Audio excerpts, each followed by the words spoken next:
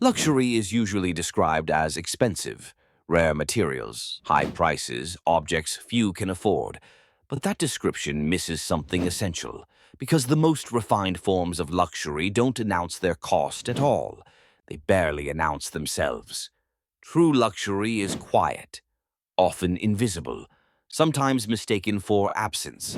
And once you notice that, the entire idea of wealth begins to rearrange itself.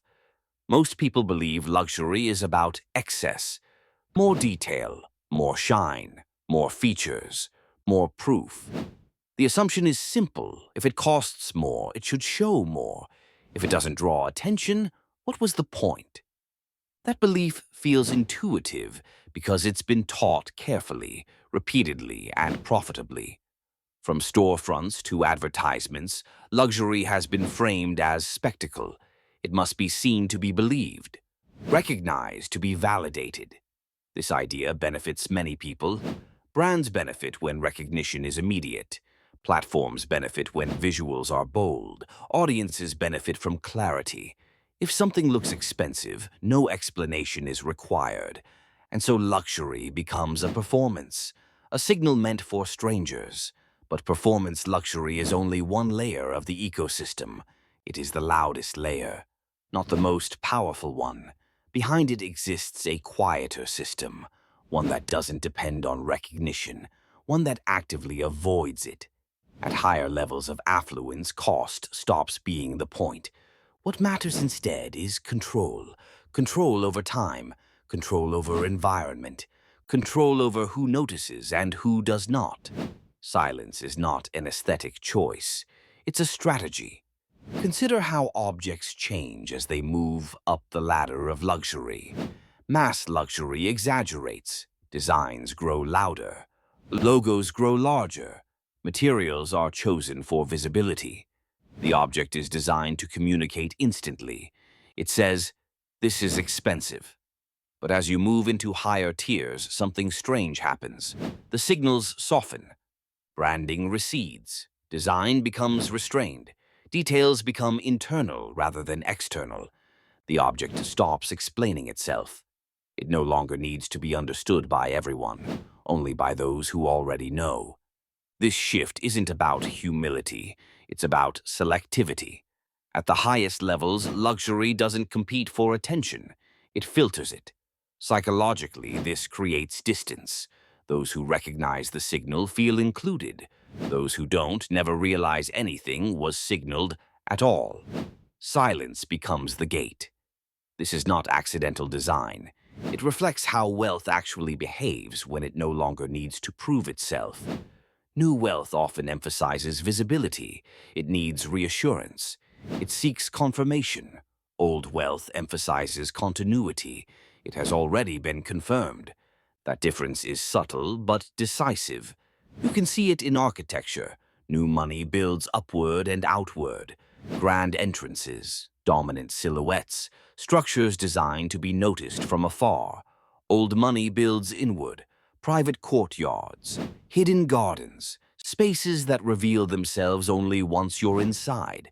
From the outside, they may look unremarkable. From within, they feel complete. The same pattern appears in clothing. Loud luxury announces ownership. Quiet luxury assumes it. One invites observation, the other avoids interruption.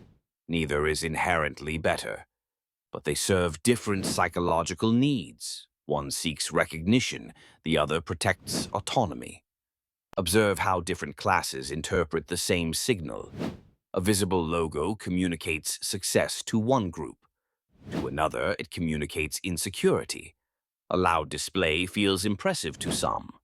To others, it feels inefficient. The signal doesn't change, the interpretation does, and that interpretation shapes behavior. Those who read luxury as noise will avoid it. Those who read it as proof will pursue it. This creates a behavioral divide that's rarely discussed, because discussing it would expose the hierarchy of signals, and hierarchies prefer silence. Observe how silence operates in elite environments, rooms where voices are low, movements are measured, nothing is rushed, there is no need to dominate the space. Dominance is assumed. When someone speaks loudly in these settings, it stands out immediately, not as confidence, but as misalignment. Silence in these rooms is not emptiness, it's density. It carries information without broadcasting it. The same applies to possessions. A watch that demands attention competes with the room. A watch that disappears into the wrist belongs to it. One interrupts, the other integrates. Integration is the hallmark of silent luxury. It fits so well it becomes background. And background is powerful.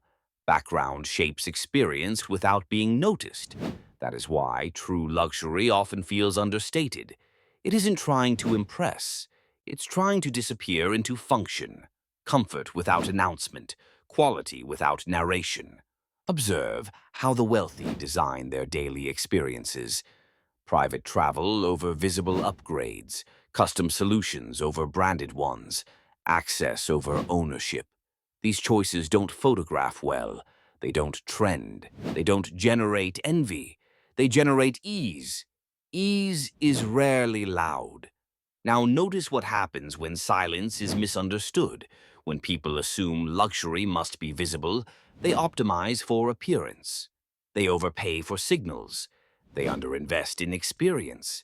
They confuse recognition with satisfaction, but recognition fades quickly. It requires constant renewal, a louder signal next time, a higher price, a more dramatic display.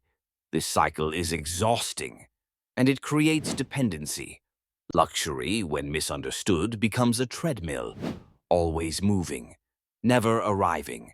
Silent luxury exits that cycle entirely. It doesn't seek to be noticed. It seeks to be sufficient.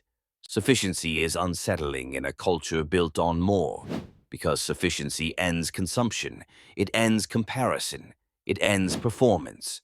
That's why it remains hidden, not because it's rare, but because it's incompatible with spectacle. The uncomfortable truth is this: luxury was never about expense. Expense is just the barrier to entry. What defines luxury is what it removes. Noise, friction, interruption. The most luxurious experiences eliminate awareness of cost entirely. You stop thinking about what you paid. You stop thinking about what others think. You simply exist within an environment that works. That environment doesn't shout. It hums. This is why silence is expensive. Not in money, in discipline. It requires resisting the urge to signal, resisting the urge to explain, resisting the urge to be seen. Silence demands confidence without witnesses, and confidence without witnesses is rare. So return to the opening contradiction. If luxury is expensive, why does it grow quieter as it becomes more refined? Because price is only the entry fee. The real privilege is invisibility. To move through the world without explanation, to enjoy quality without narration, to experience abundance without noise. Once you understand that, loud luxury begins to feel strangely incomplete, and silence begins to feel full, not empty, just finished.